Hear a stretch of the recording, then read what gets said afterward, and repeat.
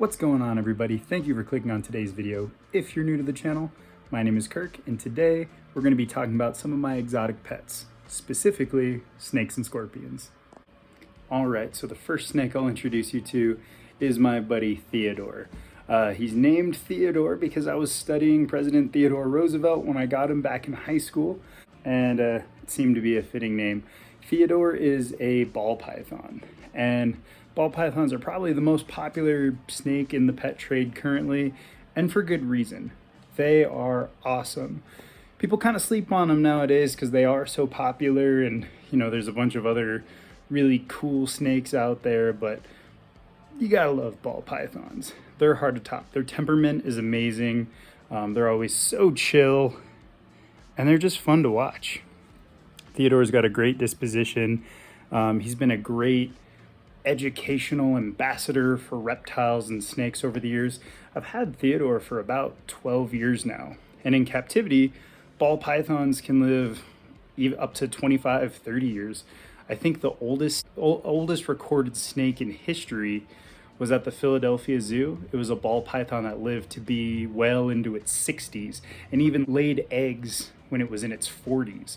Now that's incredibly uncommon, but it just goes to show, these can be lifelong pets, and they have amazing temperaments, amazing dispositions. And if you're looking to get into snakes, something like a ball python, or in my case, my first snake ever was a corn snake, they're great to get into the hobby. But yeah, this is Theodore, just a normal ball python, and I'll show you a not normal ball python next. Let's all say thank you for being in the video, Theodore. Well, would you look at that? All right, next up is my buddy Goose, who decided to shed for us today. So he's gonna look extra vibrant and pretty. Goose is a super pastel ball python. So a pastel is just a morph, which changes his pigmentation. And when you breed a pastel to a pastel, you get a super pastel. Now the story of Goose and the story of his name is, I used to work at an apartment complex that had townhomes with below ground basements. And when I first started working there, I knew that there were snake breeders living in one of the apartments, but I never, went over and checked it out. But they moved, management changed, the apartments were renovated, and months went by. And I even moved somebody back into that apartment. But after like a month or two, one of our maintenance guys came into the office and was like, "Oh yeah, I was just in an apartment, and the people living there found like a boa or a python in their vent." And me having, reptile experience and stuff, I was like, "Oh, let me go over there." And I knew the residents pretty well, so I knocked on the door and said, "Hey, I heard you've got a snake situation." And the lady living there was like, "Oh yeah, come on in." And they said their dog was barking at the wall and opened up the vent and found a little baby python. And I was like, "Oh yeah, don't let him go. He's an African species of snake. I'll take him off your hands." I didn't say that a pastel ball python can go for anywhere from $200 to $300 at a pet store. But yeah, I grabbed him, walked back to the office, said I was going to take an early lunch break, and I just drove to the pet store, holding him in my hands. Bought a setup for him, and he's been my buddy ever since. And that was, I think, almost 5 years ago now. Wow. But you can see he's got stunning colors, and he's a really cool snake. Really beautiful eyes too. And it's funny, he's got a completely different personality than Theodore. Still very chill, but Goose definitely likes to explore. Oh, and the reason I named him Goose was when I was driving to driving to the pet store. I told him he was a good little wingman co-pilot, so I named him Goose. But that is the story of Goose, the ball python. Now, if you live in a drier climate like I do here in Colorado, it's always a good sign when your snakes shed in one big piece, because that means, or it's a good indication that their humidity is in a good range. If it's too dry, they'll kind of explode and their shed goes everywhere and they blow up their cage. And that can still happen even with good humidity, but it's always nice when it's a perfect shed. And shed skin does stretch a little bit, so this isn't a really good metric of how long your snake is, but it's always very satisfying when they shed in one solid piece. Right, so next up is my shy girl, Autumn. And I don't know if Autumn is actually a girl or not. She was a rehome. So a friend of mine reached out after seeing how well I kept Theodore and Goose, and said, you know what, I have this ball python that I love dearly, but I just don't have time to give her the attention she deserves.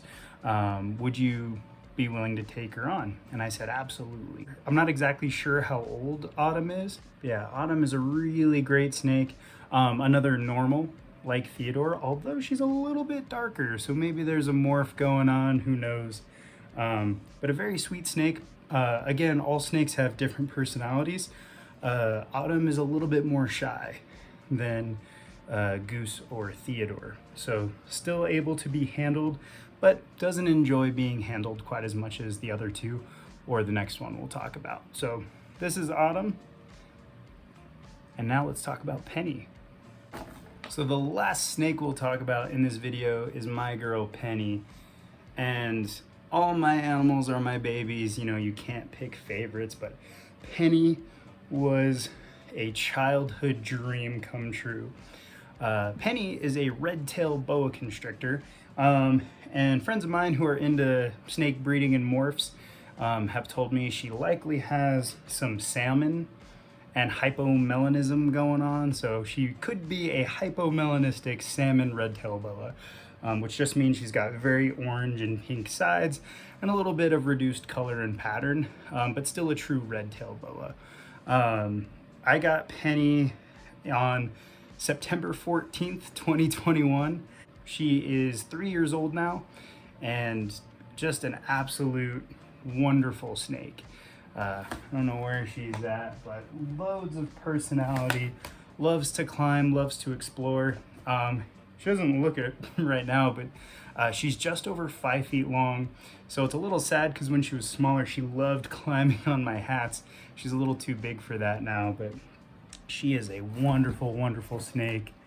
So much fun to hang out with, so much fun to just watch crawl around her enclosure, and she's growing like a weed, which leads me to a little bit of a PSA.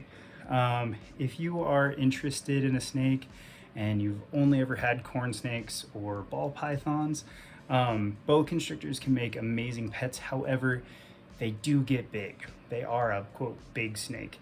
They're not, as big as a retic or a Burmese python, but a boa constrictor has the potential to get 10 feet long, 40 pounds. They can get massive.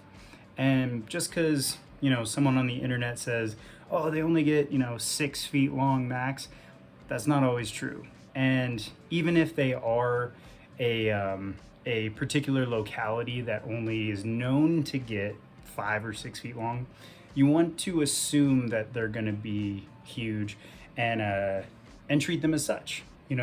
These are lifelong pets. Again, boas can live 25, 30 years. So, I'm anticipating on having Penny, when I'm 60 years old. So, and getting huge. I'm not going to assume that she's going to stay small.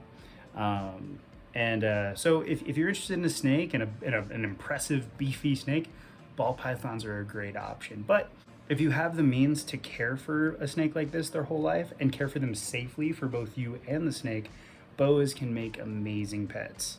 Like I said, Penny is a dream come true. I've been obsessed with boa constrictors since I was 4 years old. So to finally own one and own such an amazing one is really special. And I can't wait to see how big Penny gets and, keep her this friendly, even if she does become a monster. Oh, I want to say hi to the camera. That's one of my favorite things about boas is a lot of them have that little Three Musketeers mustache and goatee. But Penny is such a special animal, and I probably sound like a broken record, but she is truly amazing. And whenever I show off my snakes, people are always like, oh, you're a bad Indiana Jones, he's supposed to hate snakes. You can't hate snakes when they're this lovely and this friendly. And even if snakes aren't your cup of tea, they're not your favorite animal, you don't need to be afraid of them. They're shy.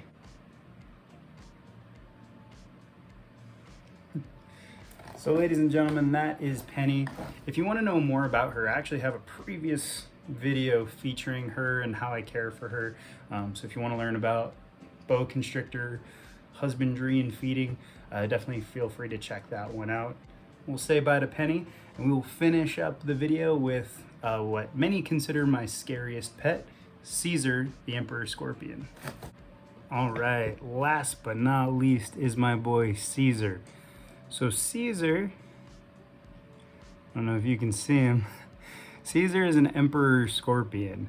Emperor scorpions are found all over Africa, and they're one of the larger species of scorpion.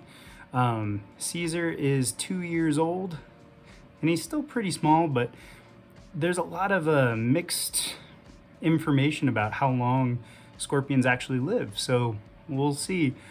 He's a really wonderful, animal, really fun pet to have. Holding them isn't always recommended, both for the stress of the animal and, they are at the end of the day venomous, but very reluctant to sting. I have never been stung by Caesar, not even close to being stung by him. The worst that's ever happened is he pinched me, but it was mostly just to kind of hang on. And the reason he's kind of moving around is he's feeling my breath. They're actually covered in hairs, which kind of help them feel around, almost like cat whiskers. Now, if you look very closely, he is actually missing a leg. So Caesar only has 7 legs with his, in addition to his pinchers. That happened because spiders and scorpions, just like snakes, they molt. Scorpions have exoskeletons, and when they grow, they molt. And it's a rookie thing that happens with new arachnid keepers is when your scorpion is molting, you might think they're dead. And I thought he was dead, so I was, moving his body, and then I was like, you know what, he might be molting, so I put him back in his enclosure, and unfortunately, he lost his leg in the process, and that was my fault, but it does not hold him back. He's able to move, climb, hunt, everything just fine. So yeah, he's an amazing animal, and the cool thing about all scorpion species is they all glow under black lights.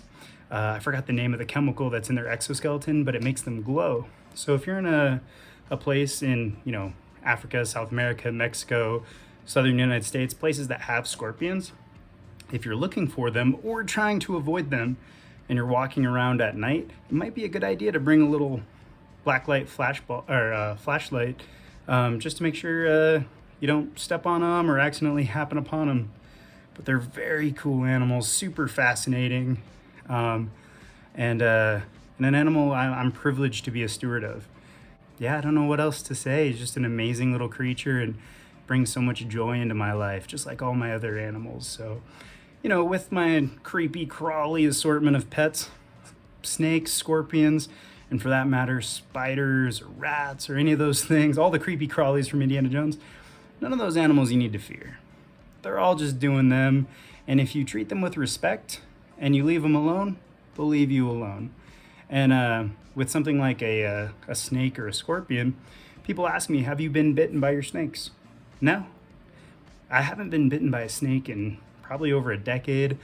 I've never been stung by a scorpion or bitten by a spider. And the biggest thing is most people, when they're bit by a snake or stung by a scorpion, it's because they're trying to, as Steve Irwin said, they're trying to muck with it.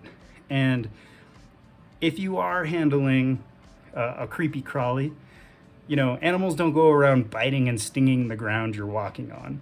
I'm not grabbing my snakes by the back of the neck. I'm not grabbing Caesar from above. That's how predators attack, from above. If I'm just the ground he's walking on or the tree he's climbing on, he's content as a cucumber to hang out with me. So with big, scary Caesar, that is how we'll wrap up the video. Thank you so much for watching. If you enjoy animal type content, take a look at some of my previous videos. I have an alligator wrestling video and the care video for Penny. Feel free to subscribe if you haven't already. If you're here for the animal content, they're few and far between. Most of them are going to be Indiana Jones related videos, but I appreciate you being here. And until next time, Thanks for watching. Thank you for being in the video, Caesar. This is the corn snake. They make great pets, and when they get about this long, they eat fuzzies. Look. Can you hold them in front of your face? And see, they're pretty gentle animals.